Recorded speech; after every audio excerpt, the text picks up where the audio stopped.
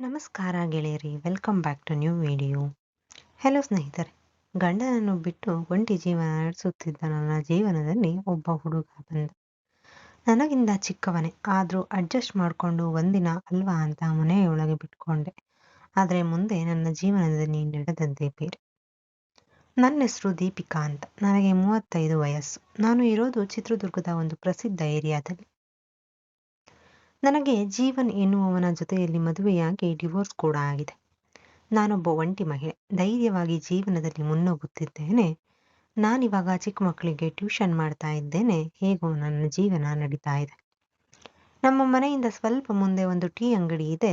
ಆ ಟೀ ಅಂಗಡಿ ಹತ್ತಿರ ತುಂಬಾನೇ ಪುಂಡ ಪೋಗರಿಗಳ ಕಾಟ. ದಿನ ನನ್ನನ್ನು ರೇಗಿಸೋದನ್ನ ಮಾಡ್ತಾ ಇದ್ರು. ನಾನು ಕೂಡ ಒಂಟಿ ಮಹಿಳೆ, ಏನು ತಾನೇ ಮಾಡೋಕ್ಕಾಗುತ್ತೆ ಅಂತ ಸುಮ್ಮನೆ ಆಗ್ತಿದ್ದೆ. ಒಂದಿನ ಹೀಗೆ ರೋಡಲ್ಲಿ ನಡ್ಕೊಂಡು ಹೋಗ್ಬೇಕಾದ್ರೆ ಇಬ್ರು ಹುಡುಗರು ನನ್ನನ್ನು ರೇಗಿಸೋದಕ್ಕೆ ಶುರು ಮಾಡಿದ್ರು.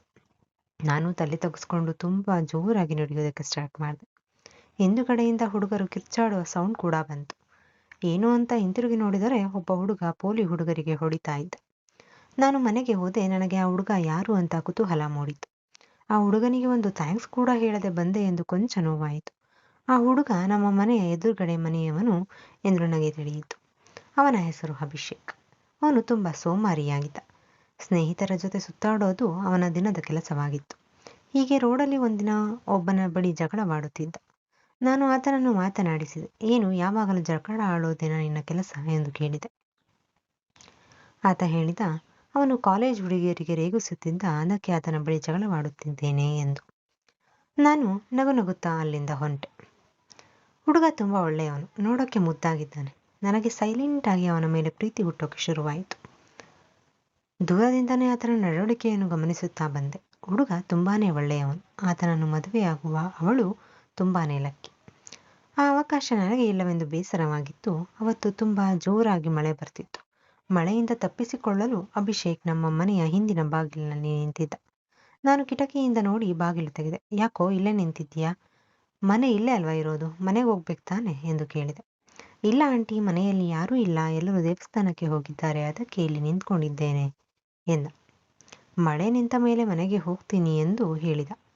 ಹೇ, ನಾನು ನೋಡೋದಕ್ಕೆ ಆಂಟಿ ಥರ ಕಾಣಿಸ್ತೀನೇನೋ ಎಂದು ಕೇಳಿದೆ. ಅಯ್ಯೋ ಸಾರಿ ಆಂಟಿ, ನನಗೆ ಸಡನ್ ಆಗಿ ಏನು ಕರಿಬೇಕು ಅಂತ ಗೊತ್ತಾಗಲಿಲ್ಲ, ಅದಕ್ಕೆ ಆಂಟಿ ಅಂತ ಕರೆದ್ಬಿಟ್ಟೆ.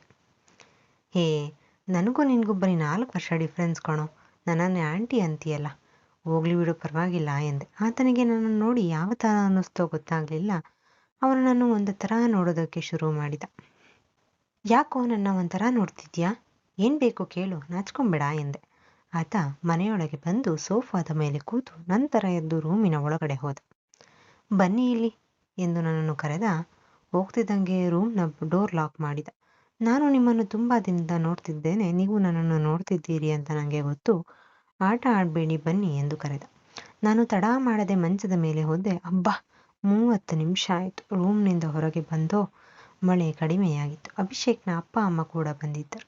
ಆತ ನಮ್ಮ ಮನೆಯ ಹಿಂದಿನ ಭಾಗದಿಂದ ಹೊರಟ. ನಾನು ತುಂಬ ದಿನಗಳ ನಂತರ ತೃಪ್ತಿಯಾಗಿದ್ದೇನೆ. ಸುಖದ ಸುಪ್ಪತ್ತಿಗೆಯಲ್ಲಿದ್ದೇನೆ. ಈಗ ಶಾಂತವಾಗಿದ್ದೇನೆ. ಇದಾದ ಮೇಲೆ ಅಭಿಷೇಕ್ ನಮ್ಮ ಮನೆಗೆ ಡೈಲಿ ಬರ್ತಿದ್ದ. ಅದು ಕೂಡ ನಮ್ಮ ಮನೆಯ ಹಿಂದಿನ ಬಾಗಿಲಿಂದ. ಬಂದವನೇನು ಸುಮ್ಮನಿರ್ತಿದ್ದ ಅನ್ಕೊಂಡ್ರ? ಇಲ್ಲ, ಅರ್ಧ ಗಂಟೆ 1 ಗಂಟೆ ನನ್ನ ತೃಪ್ತಿಸ್ತಿದ್ದ. ನನ್ನ ಜೀವನದಲ್ಲಿ ತುಂಬ ಖುಷಿ ಮತ್ತು ಪ್ರೀತಿ ಎಲ್ಲವನ್ನು ಆತ ನನಗೆ ಕೊಡುತ್ತಿದ್ದ. ಹೀಗೆ ಎಲ್ಲ ಚೆನ್ನಾಗಿದ್ದಾಗ ಅಭಿಷೇಕ್ ಮದುವೆಯಾದ. ಆತ ನನ್ನ ಮನೆಗೆ ಬರೋದು ನಿಲ್ಲಿಸಿದ. ಅವನಿಲ್ಲದೆ ನನ್ನ ಜೀವನ ಖಾಲಿ ಅನ್ಸೋಕೆ ಸ್ಟಾರ್ಟ್ ಆಯಿತು. ಹೀಗೆ 2 ತಿಂಗಳಾದ ಮೇಲೆ ನನಗೆ ತಿಳಿಯಿತು ನಾನು ಬಸುರಿ ಆಗಿದ್ದೀನಿ ಅಂತ. ಈ ವಿಷಯನ ಅಭಿಷೇಕ್ ಹತ್ರ ಹೇಳೋಣ, ಅವನಿಗೆ ಒಂದು ಸರ್ಪ್ರೈಸ್ ಕೊಡೋಣ, ಅಮ್ಮ ತುಂಬ ಖುಷಿ ಪಡ್ತಾನೆ ಅಂತ ಅಂದ್ಕೊಂಡೆ. ಒಂದಿನ ಅಭಿಷೇಕ್ ಮನೆಗೆ ಬಂದ. ನನಗೆ ತುಂಬ ಬೇಜಾರಿನಲ್ಲಿ ಇದ್ದ. ಅವನು ಯಾಕೋ ಸಪ್ಪಗಿದ್ದ. ಯಾಕೋ ಮುಖ ಗಂಟು ಹಾಕ್ಕೊಂಡಿದ್ದೀಯಾ? ಬಾ, ನಿನಗೊಂದು ಸರ್ಪ್ರೈಸ್ ಇದೆ, ನಗು ಒಂದು ಸ್ವಲ್ಪ ಎಂದು ಹೇಳಿದೆ. ಆತ ಖುಷಿಯಲ್ಲಿರಲಿಲ್ಲ. ಯಾಕೋ ನಿನ್ನ ಹೆಂಡತಿ ಏನಾದರೂ ಅಂದ್ಲೇನೋ? ಎಲ್ಲದಕ್ಕೂ ತಲೆ ಕೆಡಿಸ್ಕೊಂಬೇಡ ಬಾಬಾ, ನಾನಿದ್ದೀನಿ ಅಂದೆ. ನಾನು ಅವನಿಗೆ ನಾನು ಬಸುರಾಗಿದ್ದೇನೆ ಅಂತ ಹೇಳಬೇಕು ಅಂದ್ಕೊಂಡೆ. ಆದರೆ ಆತ ಇಷ್ಟು ದಿನ ಆಗಿರೋದನ್ನು ಮರೆತು ಬಿಡೋಣ ಎಂದು. ಯಾಕೋ ಏನಾಯಿತು ಎಂದು ಕೇಳಿದೆ. ಈಗ ನನಗೆ ಮದುವೆಯಾಗಿದೆ, ಮುಂಚಿನ ಥರ ಇರೋಕೆ ಆಗಲ್ಲ ಎಂದು ಹೇಳಿದ. ತಮಾಷೆ ಮಾಡ್ತಿದ್ದೀಯಾ ತಾನೇ ಎಂದೆ. ನಾನು ಸೀರಿಯಸ್ ಆಗಿ ಹೇಳ್ತಿದ್ದೇನೆ. ನಾನು ಎದುರುಗಡೆ ಬಂದರೂ ಕೂಡ ನಾನು ಪರಿಚಯ ಇಲ್ಲದವನಂತೆ ಹೋಗಿ ಬಿಡು ಎಂದ. ಸರಿ ಆಯಿತು ಎಂದೆ. ಏನು ಸರ್ಪ್ರೈಸ್ ಎಂತಲ್ಲ, ಏನದು ಅಂದ. ಏನಿಲ್ಲ ಬಿಡು ಎಂದೆ. ಅವನು ಮನೆಯಿಂದ ಹೊರಟ. ಅವನು ಹೋಗುವ ದಾರಿಯನ್ನೇ ನೋಡುತ್ತಾ ನಾನು ಅಳುತ್ತಾ ಕೂತೆ. ಆಗ ನನಗೆ 3 ತಿಂಗಳು. ನಾನು ಅದನ್ನು ಅವನ ಹತ್ತಿರ ಹೇಳಲಿಲ್ಲ. ನನ್ನ ಮನೆಯನ್ನು ಖಾಲಿ ಮಾಡಿಕೊಂಡು ಬೇರೆ ಮನೆಗೆ ಹೊರಟೆ. ಈ ವಿಷಯ ಯಾವುದು ಅಭಿಷೇಕ್ಗೆ ತಿಳಿದಿಲ್ಲ. ನನ್ನಿಂದಾಗಿ ಆತನ ಜೀವನ ಹಾಳಾಗಬಾರದು ಎಂದು ತೀರ್ಮಾನ ಮಾಡಿ ಅವನಿಂದ ದೂರವಾಗಿದ್ದೆ. ಇಲ್ಲಿಗೆ ಈ ಕತೆ ಮುಗಿಯುತ್ತದೆ. ಸ್ನೇಹಿತರೆ, ನಿಮಗೆ ಈ ಕತೆ ಇಷ್ಟವಾಗಿದ್ದರೆ ಲೈಕ್ ಮಾಡುವುದನ್ನು ದಯವಿಟ್ಟು ಮರೆಯಬೇಡಿ.